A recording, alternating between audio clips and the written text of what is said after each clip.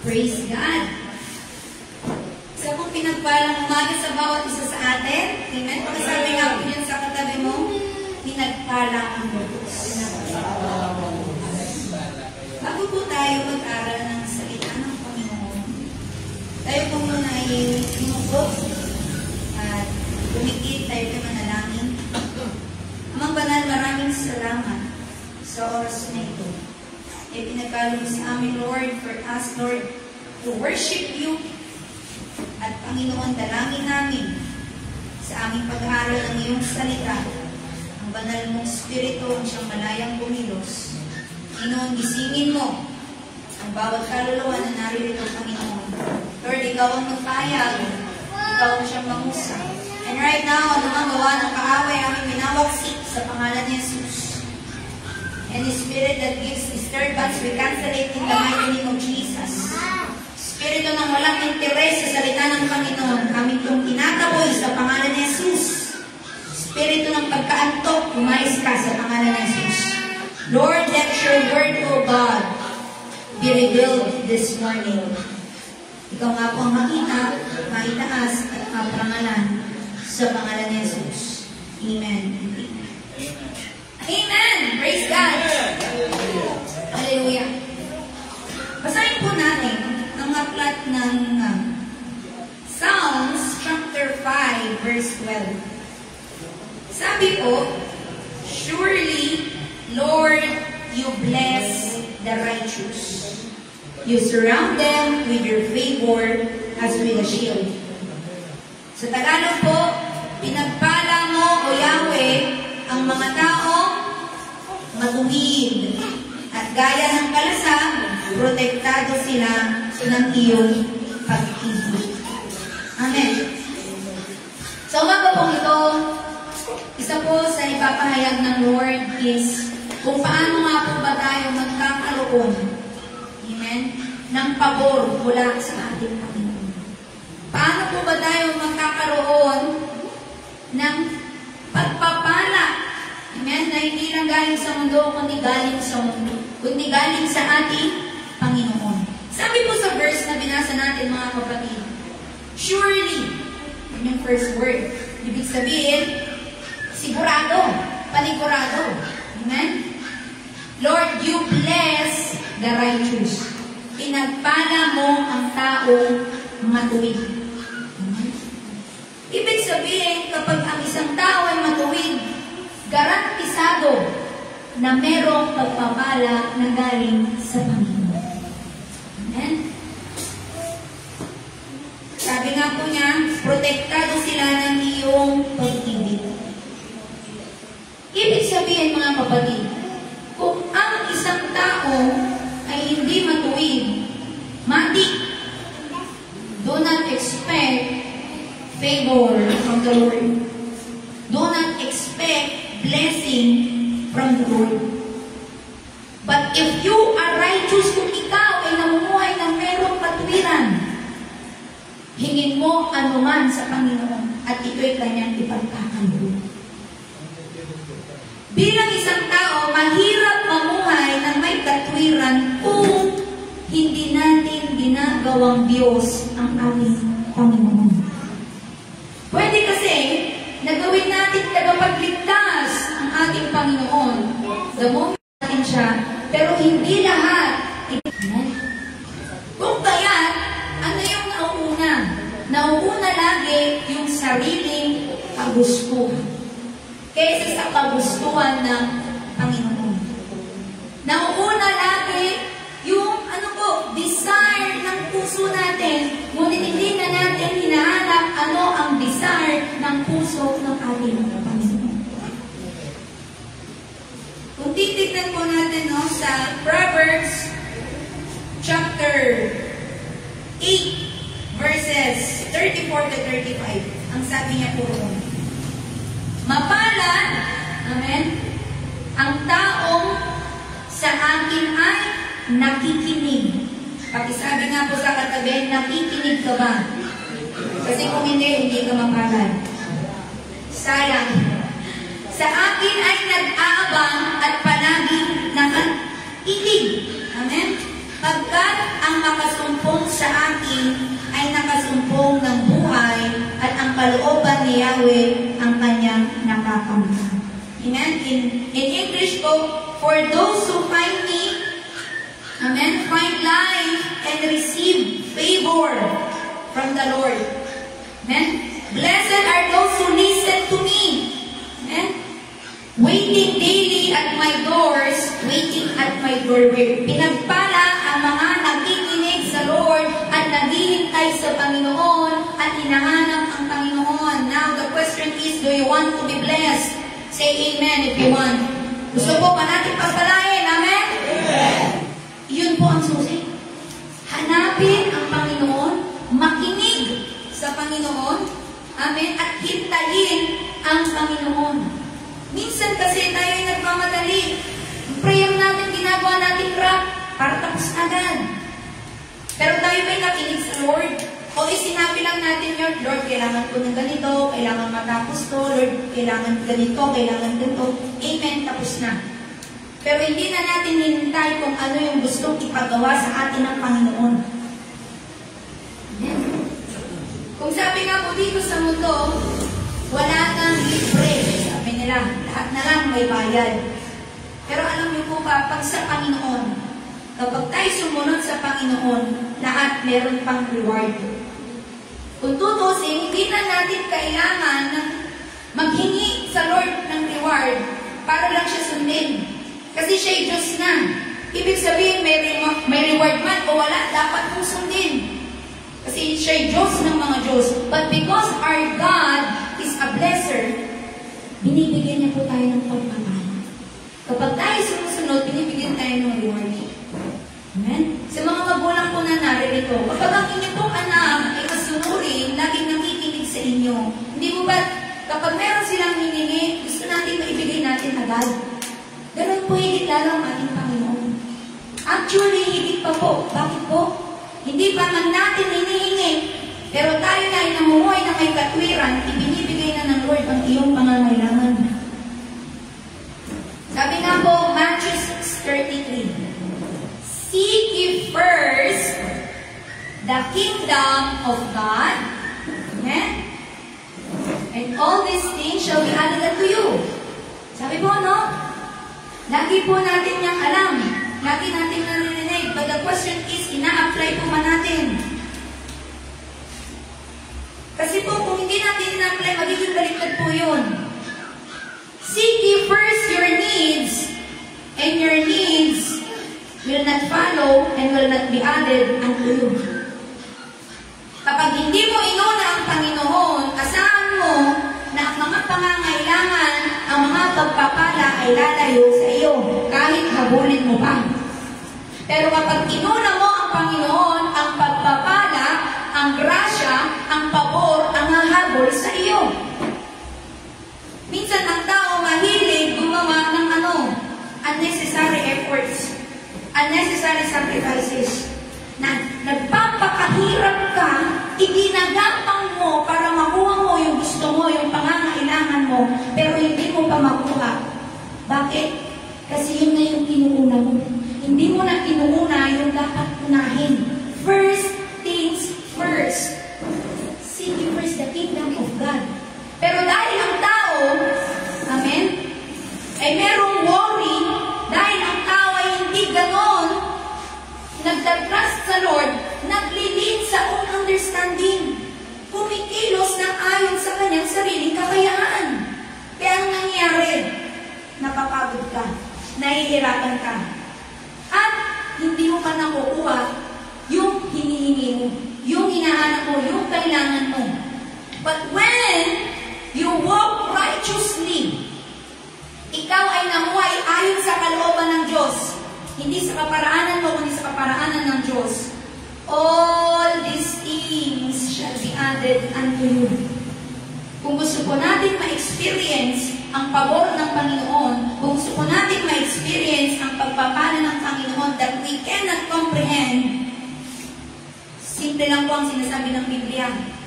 Makinig sa kanyang salita. Hanapin ang ating Panginoon. Sundin ang kanyang salita. Amen?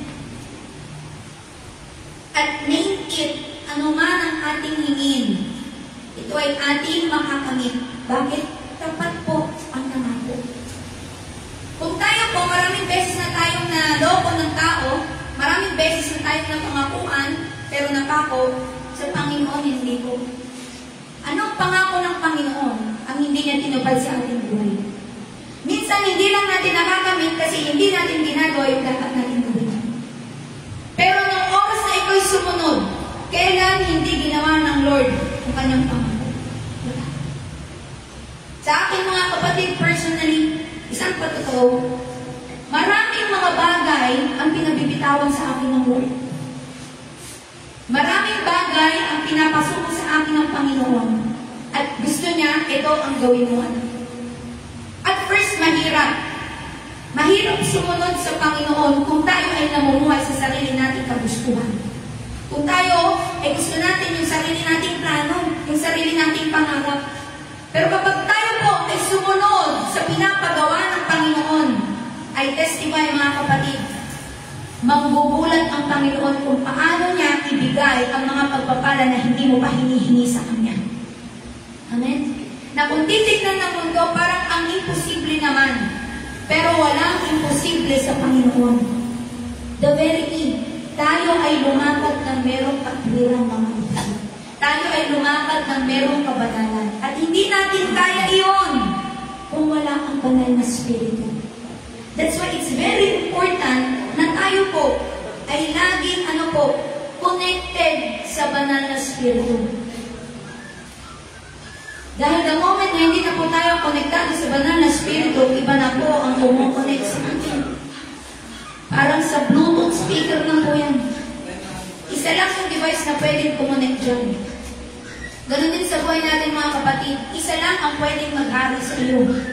Kung hindi naghahari ang banal na Espiritu sa iyong buhay, matik alam mo na kung sino ang naghahari. At kung ang kaaway ang naghahari sa iyong buhay, why you are expecting favor from God?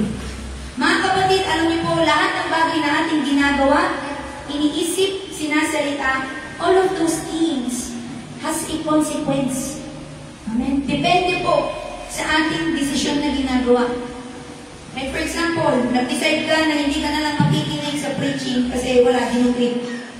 May consequence yun. Ano yung consequence? Hindi mo ma-receive yung pinapareceive ng Lord sa'yo. Hindi mo malalaman yung salita ng Panginoon at paano mo masusunod ang salita ng Panginoon kung hindi ka nakikinig. At kung hindi mo sinusunod ang salita ng Panginoon, paano ka mamumuhay ng may kabanalan?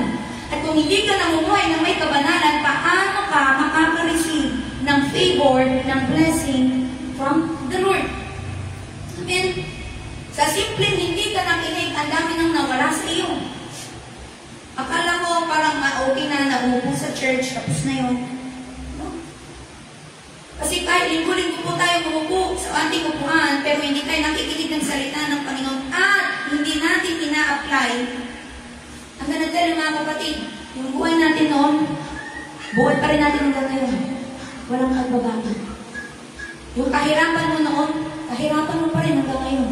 Walang pagbabago. Bakit? Kasi walang pagbabago nakikita sa ating mga sarili. But when we embrace that change, amen? We embrace kung ano yung gusto ng Panginoon, makikita natin yung pagbabago. Pagbabago sa buhay natin, pagbabago sa sarili natin, pagbabago sa ating pamilya, pagbabago sa ating career, pagbabago sa lahat ng aspekto. Pero hindi natin pwedeng asahan na magkaroon ng pagbabago yun kung walang pagbabago sa sarili natin mismo. At kapatid, hindi ka magbabago kung hindi ka nakikinig ng salita ng Panginoon. The very reason, iisipin mo bakit gano'n ang tagal-tagal ko nang ginagawa ito, wala pa rin bunga. Tagal-tagal ko nang nagtatrabaho, parang wala naman akong naiipon. Ang tagal-tagal, ang dami, yun na nga po mga kapatid, ang tagal-tagal na. Bakit hindi pa natin sinusunod ang salita ng Panginoon? Ang tagal-tagal na na sinasabi ng Lord, anak, ito yung susi, unahin mo ako. And yet, ano po ang inuuna natin? Pagkagising natin sa umaga, kapatid, sino yung una natin pinakausap? Si cellphone, hallelujah. Si kapitbahay. Bago ka matulog, sino yung huli mong kausap?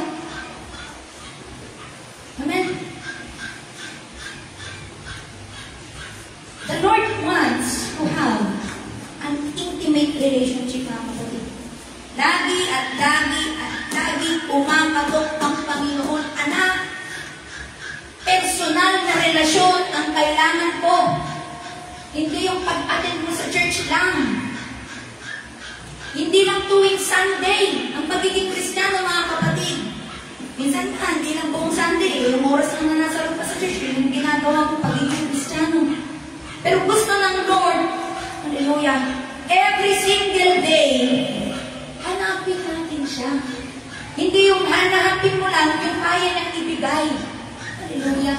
Dahil mga kapatid ko, ang hinahanap natin yung nagbibigay ng pagpapala, matik na yung flow ng blessings. Matik na yung flow, amen, ng favor ng Lord. Pero kung tayo, ang isip lang natin, kailangan ko to, kailangan ng pamilya to, ito yung kailangan namin, puro yun na lang, meron pa talaga sa nilang isip.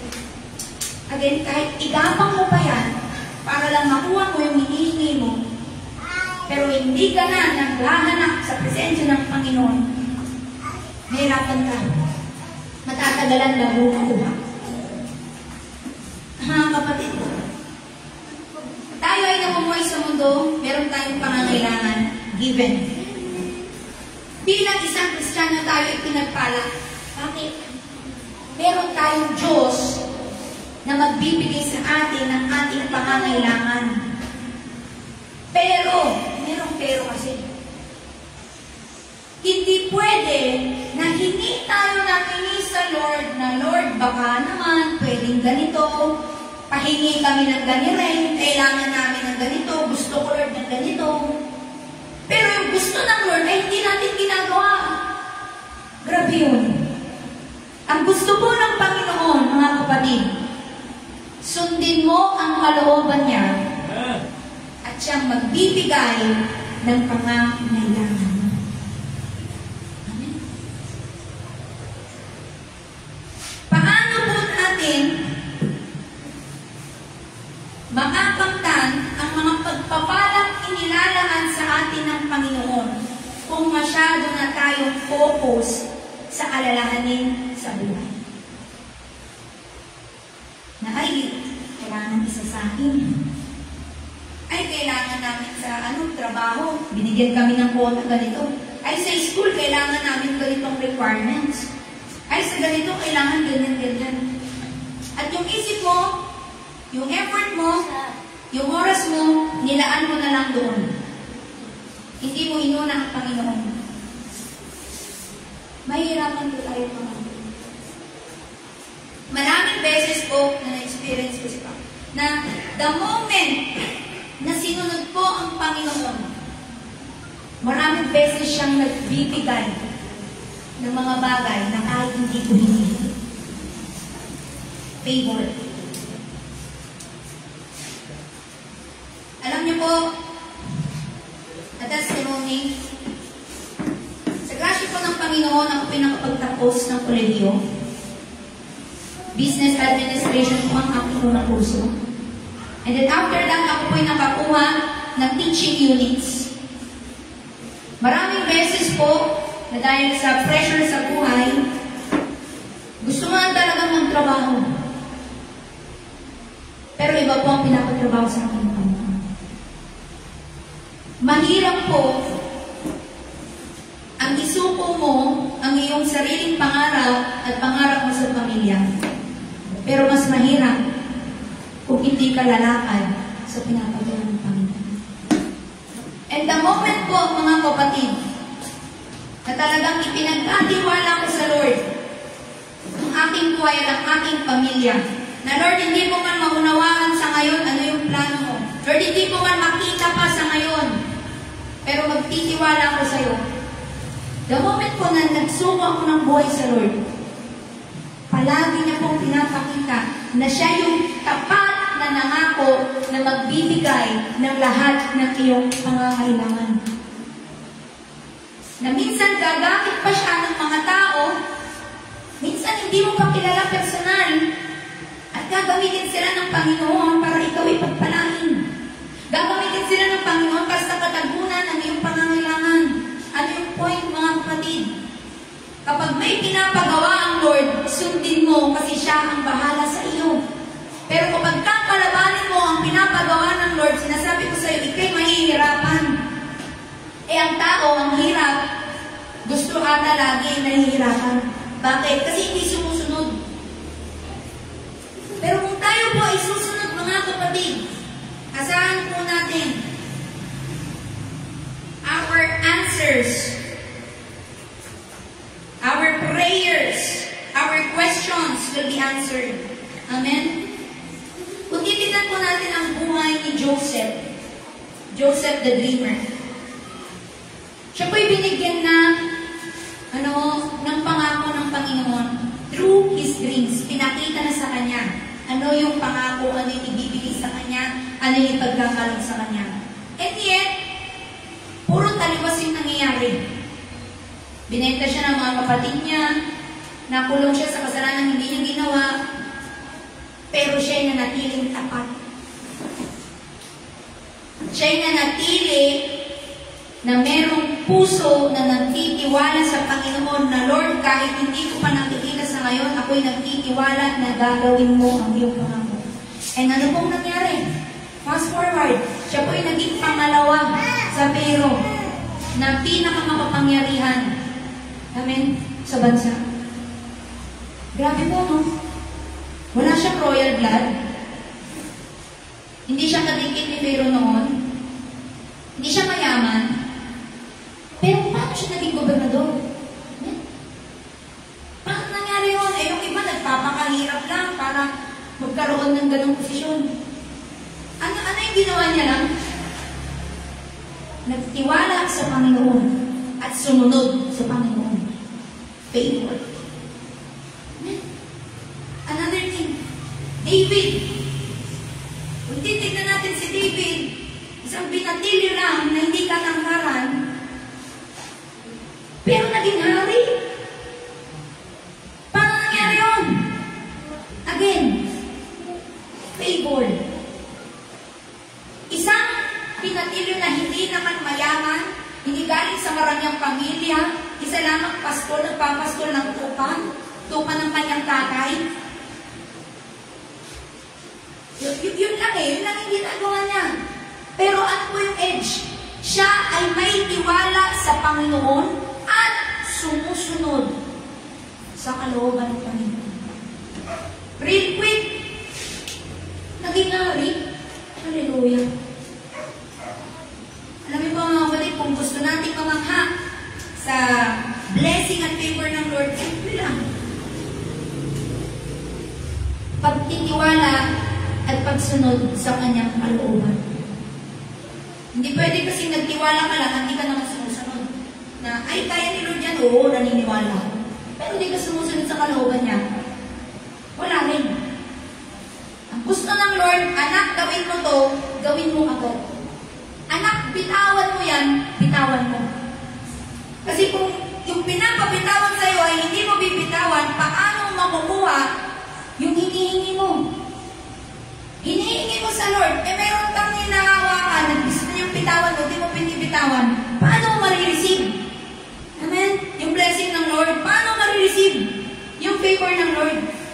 Hingi ka lang hingi sa Panginoon, pero meron mo na siyang gustong isuko mo, hindi mo masuko. Paano marireceive? Hindi mo masuko yung bisyo mo. Hindi mo masuko yung maling relasyon. Hindi mo masuko yung addiction mo. Hindi mo masuko yung alalahanin mo sa buhay. Paano mo marireceive ang pagpapala, biyaya, at pabor ng Panginoon? Now the Lord wants us to surrender it. Pakisabi nga po, surrender. I-surrender mo sa Lord yung bisyo mo. I-surrender mo sa Lord yung addiction mo. Addiction mo sa social media, addiction mo sa online games, kung saan addiction pa yan. I-surrender mo yung maling relasyon na pinapasurrender sa'yo ng Lord. Kasi kung lahat ng bagay na yun, hindi mo kayang i-surrender. Hallelujah. Huwag na po tayong mag-expect ng pabor mula sa Panginoon. Yes, the Lord is good.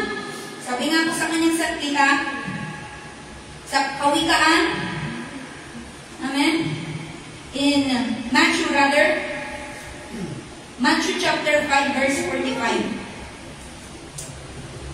Pinasisikat niya ang araw sa mabubuti, gaya din sa masasama, at nagpapaulan siya sa mga matuwid at sa mga di matuwid. The Lord bless even those wicked people. Kaya nga po, merong mga di ba po? Mga masasamang tao, mga sindikato, mga kurang, mga pero mayayaman. Pero yung mga blessing na yun, ay galing lang sa mundo. Panandalian. At meron pang kapalit. Kaluluwang. Pero yung blessing na tinutukoy po natin kanina pa mga kapatid na galing sa Panginoon, yung pabor na galing sa Panginoon, yun po yung hindi mai-experience ng mga tao hindi sumusunod sa Diyos. Amen? Pwedeng pagpalain ng Panginoon ang taong hindi matuwid, pero hindi kagaya kung paano niya pagpalain ang taong matuwid. Pwedeng bigyan ng Lord ng pagkain ang taong hindi matuwid, pero grabe niyang bibigyan ng masasarap na pagkain ang taong matuwid. The point, the favor of the Lord is always on the people who surrender their life to God. Pag sinabi po kasi natin surrendered life, hindi lang yung nag-pray ka na, Lord, tinatanggap kita bilang aking Diyos at sariling tagapagligtas, tapos nagsimba-simba ka kada Sunday, yun na yun. Hindi po ganon ang surrendered life mo. Dahil ang surrendered life is a daily surrendered life to God. Araw-araw po ang pagsubok ng buhay sa Panginoon. Kasi kung hindi po araw-araw, ang mangyayari lang po niyan ay nung moment na tinanggap mo si Lord, sinuko mo ang buhay mo, kinabukasan, bumalik ka sa kasalanan, bumalik ka sa bisyo, bumalik ka sa maling relasyon, bumalik ka sa addiksyon, bumalik ka sa makamundong bagay, bumalik ka sa party-party ng kamunduhan. Hindi po yun ang surrendered life na hinahanap ng Panginoon. Alam po mga kapatid, the thing that we should do is to please the Lord. Lord, ano po yung kalooban niyo? At tatanungin lang po natin yung tanong na iyon kung minamahal po natin ang ating Panginoon. Kasi ganun po, di ba po? Pag mahal natin, tatanungin natin ano yung gusto. Kasi gusto natin, nagagawa natin yung gusto. Amen? Napiplease natin. Nabibigyan natin ng joy. Mahal mo eh. How about sa Panginoon? Natanong na po ba natin yan sa Lord? Lord, ano po ang gusto niyo na gawin ko? Lord, ano po ang gusto niyo na bitawan ko? Lord, ano po ang gusto niyo isuko ko? You will not ask that prayer if you are not in love to the Lord. At kung hindi mo mahal ang Panginoon, hindi ka talaga susunod sa Panginoon. At kung hindi ka susunod sa Panginoon, kumusta ang buhay mo? Mahihirapan ka lang, kapatid. Sabi nga po, ang ating Panginoon ay naparito sa mundo upang tayo magkaroon ng buhay na ganap at kasiya-siya.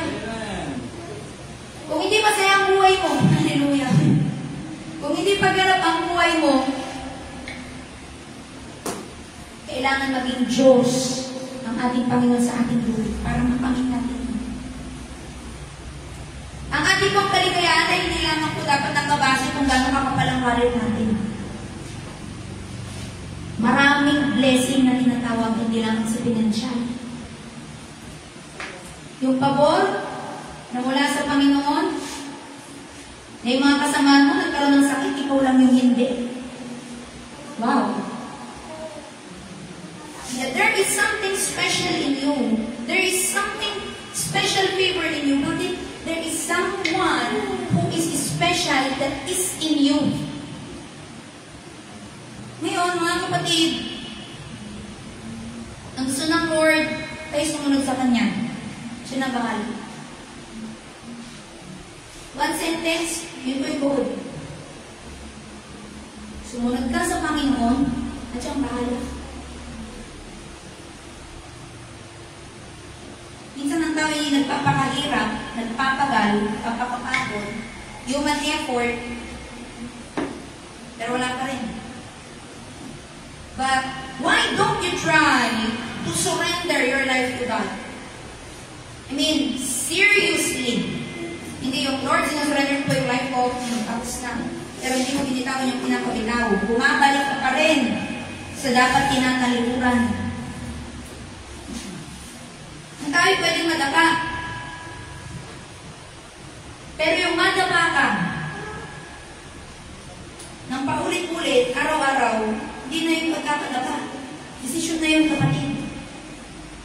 Ngayon, the Lord wants na tayo ay mag-desisyon sa umagang ito.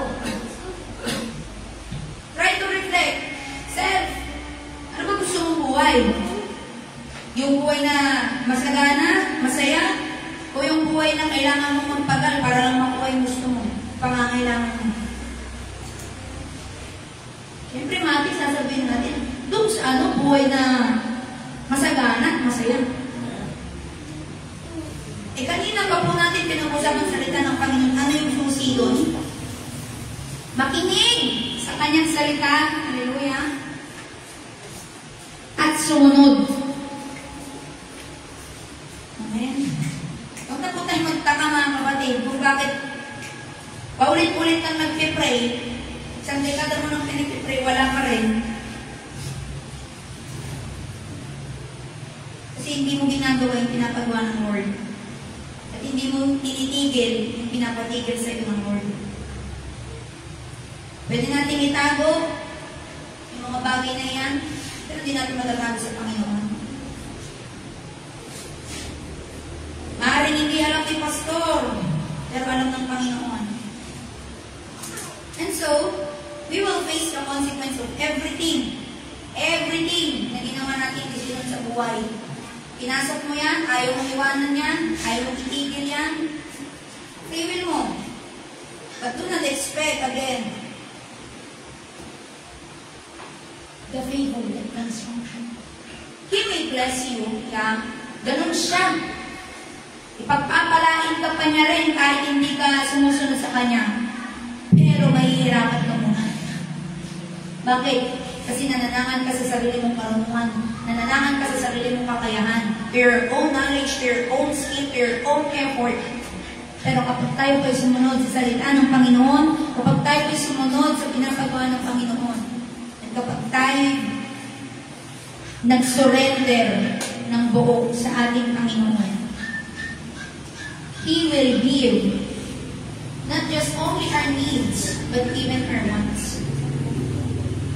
Alam niyo po sa akin, may mga times na, Lord, gusto ko ng yung paborito kong pagkain, tiga-tiga. Pero wala akong hawak na pera. Alam niyo po ba, merong biglang makain at yung panghiyahain. Favor. Simple kung titignan, maliit na bagay kung titignan, pero yung grabe, yung mararamdaman mong kagalaman sa puso mo. Na alam mo na ikaw ay binabantayan ng Panginoon at ikaw ay kanyang binibigyan ng pabor dahil alam niya na ikaw ay sumusunod sa Kanya. Hindi po natin yung magagawa sa sarili natin. Even myself, hindi po kaya sumunod sa Panginoon kung sa sarili ko lang. Kailangan po natin ng banal na Espiritu. Again, paano po tayo magkakaroon ng ganon na puso kung wala na tayong koneksyon sa banal na Espiritu? So another thing na gustong ipaalala sa atin ng Panginoon, ayusin natin yung relasyon natin sa Kanya. Amen.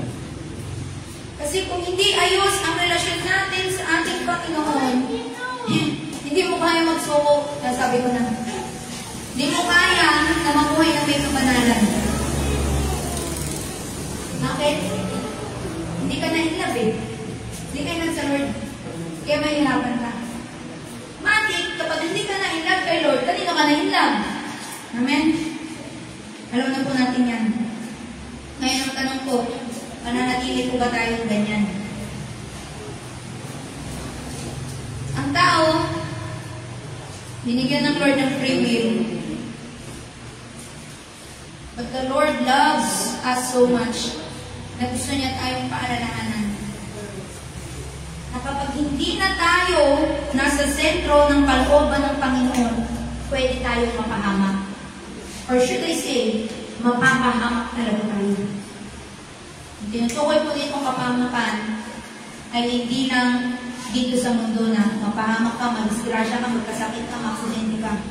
Hindi lang yun. Umpisa pa lang yun, napapahamakan. Dahil meron pang papahamakan na pang walang hanggan. Ano mo sabihin na wala naman akong ninanakawan ako, wala naman akong pinapatay, wala naman akong ginagawang ng krimen. Hindi ako nagkakasala. Sino nagsabi?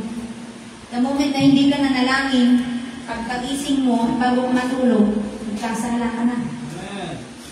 The moment na hindi ka nagbasa ng Biblia, again, day and night, nagkasala ka na. So, ibig sabihin, kung wala tayong personal na relasyon sa Panginoon, hallelujah, tayo mapupunta sa impyerno. Kahit tayo ay dumatulo sa church, pero wala tayong personal na relasyon sa Panginoon sa labas ng church, matik, sa impyerno ka pa rin. Bakit? Kasi ang kaligtasan hindi nakabase sa relihiyon. Ang kaligtasan hindi nakabase sa attendance mo sa church, kundi sa personal mong relasyon sa Panginoon. At paano mo masasabi may personal kang relasyon sa Panginoon kung hindi ka na nananalangin pagkagising at bago ka matulog? Paano mo masasabi meron kang personal na relasyon sa Panginoon kung hindi ka na nagbubuklat ng Biblia? Ay ano kasi, daming ginagawa. Kahit gaano kahaba ang excuse mo, kapatid, ang salita ng Panginoon ay salita ng Panginoon. Personal na relasyon ang magbibigay ng kaligtasan. Ngayon, kung ang nasa isip mo ay tinatanong kasi ako, decision mo, yun yung pinili mo. Because of your free will, so-called free will, ay inaantok kasi ako eh. Pag nagbabasa ako ng Bible, di ko naman din naiintindihan. Haba-haba kasi kapal ko. Decision mo yun. Matulog ka, gusto mong matulog. Gumawa ka ng bagay na gusto mong gawin. Amen. Huwag ka nang mag-pray, huwag mo nang kausapin si Lord, kausapin yung gusto mong kausapin. Decision mo yan. It's your free will. Pero, kapatid, binabalatan ng Panginoon. Umagang ito. Anak, binigyan kita ng free will, pero may consequence because God is a God of justice. Ang mali ay mali, ang tama ay tama. Kapag wala na po tayong personal na relasyon sa Panginoon, hallelujah,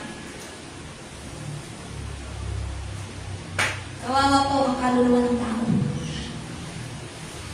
Hindi natin pwedeng sabihin, dating ng araw, Lord, nagsimba naman ako kada Sunday. Hindi pa nga ako nalilit eh. Pero yung personal na relasyon mo, wala. Wala. Kasi siya'y Diyos na banal. At bilang anak niya, kailangan ma-maintain yung personal relationship.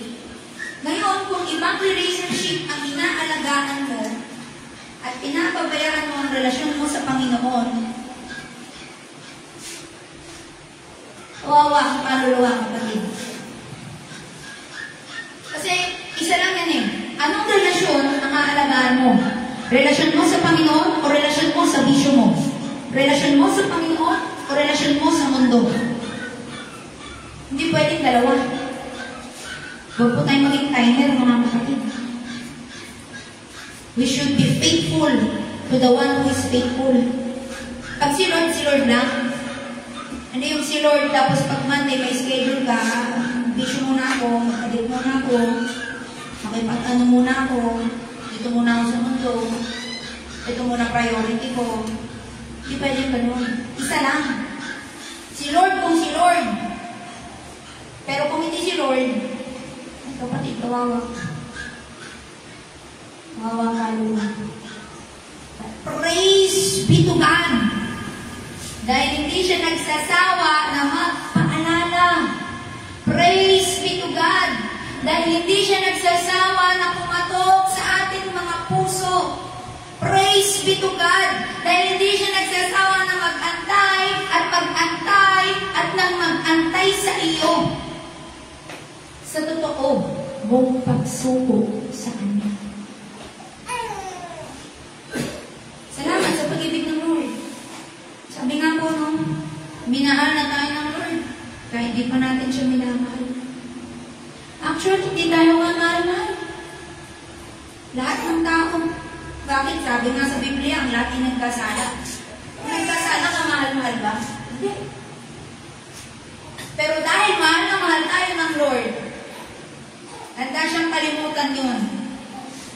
Basta tayo ay magdidesisyon. Yung desisyon na maayos. Na Lord, I have decided to follow Jesus. No turning back. No turning back. Ibig sabihin, kapag tayo mag-decide na, Lord, ikaw na po ang uunahin ko, ikaw na po ang Diyos ng aking buhay. Hindi ka nababalik sa iyong kasalanan, hindi ka nababalik sa bisyo, hindi ka nababalik sa mundo, hindi ka nababalik sa adiksyon, hindi ka nababalik sa immoralidad, hindi ka nababalik sa mariling na relasyon, hindi ka nababalik sa mga ayaw ng Panginoon.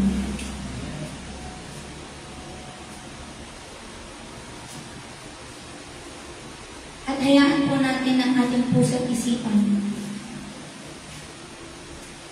ay maging bukas po sa salita ng Panginoon. Do not harden your hearts. Huwag na po natin tigasan ang ating puso sa ating Panginoon. Huwag na rin po tayong maging matigas ang ulo. Now is the time to repent. Now is the time to choose God. Kasi ganyan, dalawa lang yun, papipiliin ka. Kalooban ng Lord o hindi kalooban ng Lord? Si Lord o yung kaaway? Yun na yun eh. Wala nang ibang choice, yun na yun. Ngayon, piliin na po natin yung dapat. Kalooban ng Lord ang ating Panginoon. Makipot na daan o yung maluwag? Maraming tao ayaw sa makipot na daan kasi mahirap na, masikip, mahirap tumaan. Pero pag doon tayo dadaan mga kapatid, after that, we will have eternal life. You will have favor from the Lord while you are living here on earth. Pero ayaw mo kasi nahirapan, gusto mo sa maluwag na daan, pero hindi mo alam patungo sa kapahamakan. Parang di naman dangerous yung daan. Maluwag, smooth pa yung galaman. Smooth pa yung mga pangyayari. Hindi naman siguro masama na dito dumaan. Parang sa ginagawa din natin decision sa buhay.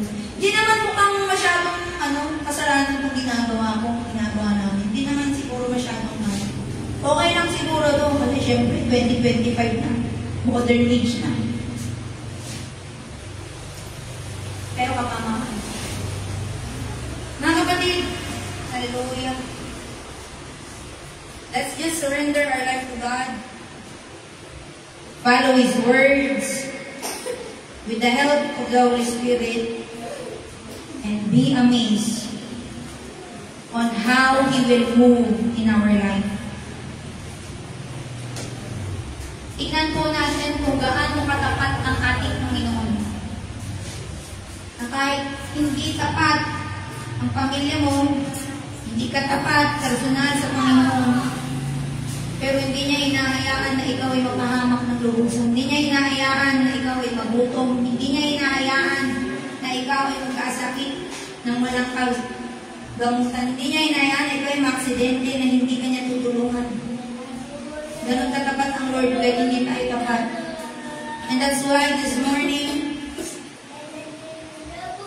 let us repent and let us give thanks to the Lord for His faithfulness. Kaya po magpasalamat sa ating Panginoon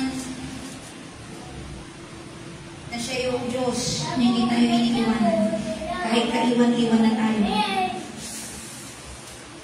So this time, can we all stand up? Tayo pong lahat ay tumayo, mga kapatid. Hallelujah.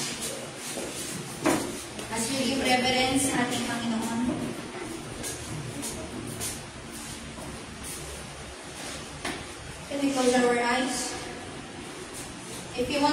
focus.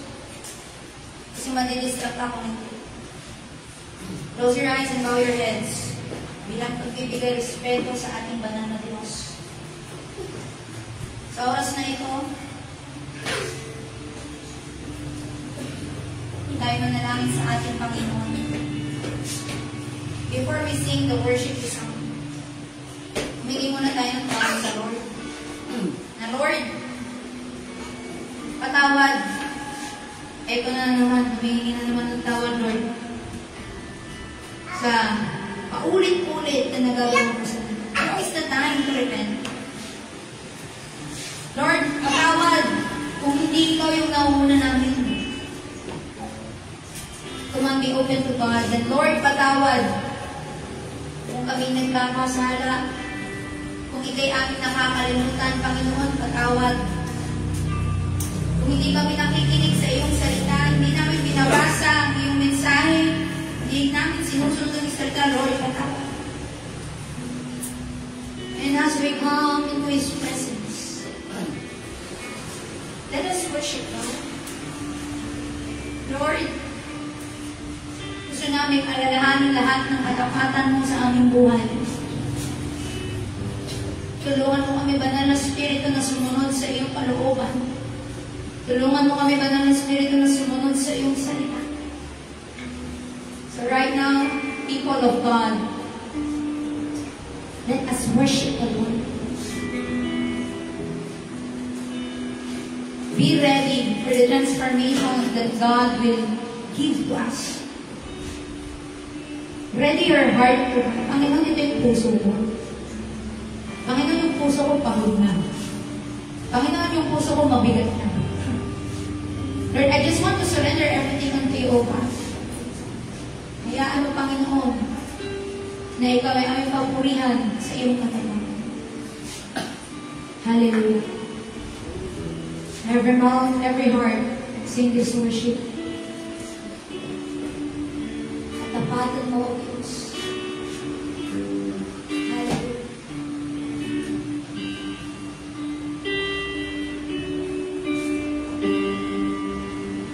Katapatan mo, Diyos, tunay at dakila.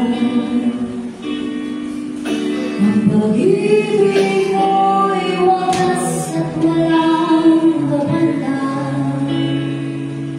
Sa aking puso, sa aking buhay, pagulit pa sa may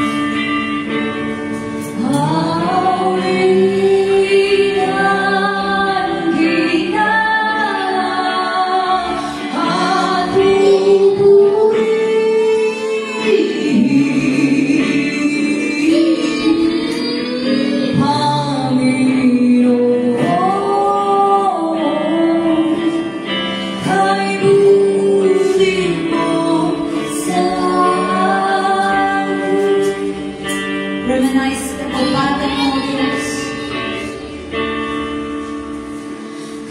Katapatan mo, Diyos, tunay at nagulila.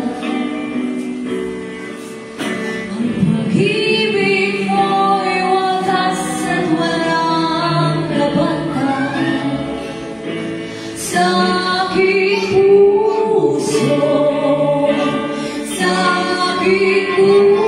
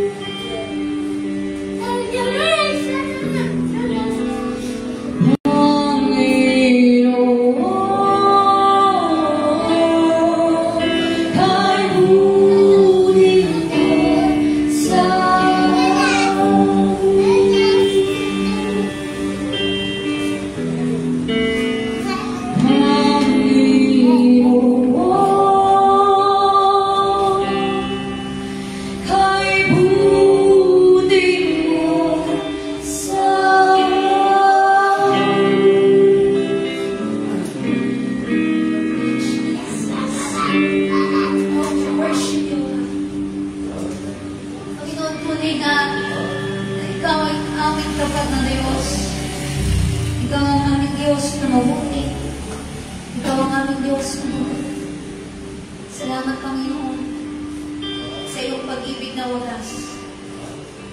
Salamat, Panginoon, dahil kami hindi ninyo sinusubuan. Salamat, Panginoon, dahil kayo pinananatiling tapat. And Lord, we pray, O God, na tulungan mo kami, Banal na Espiritu, na mamuhay na merong kabanalan, mamuhay na merong katapatan, at mamuhay na ayon sa iyong kalooban. We thank you, Lord. We praise you, God, in the mighty name of Jesus. Amen.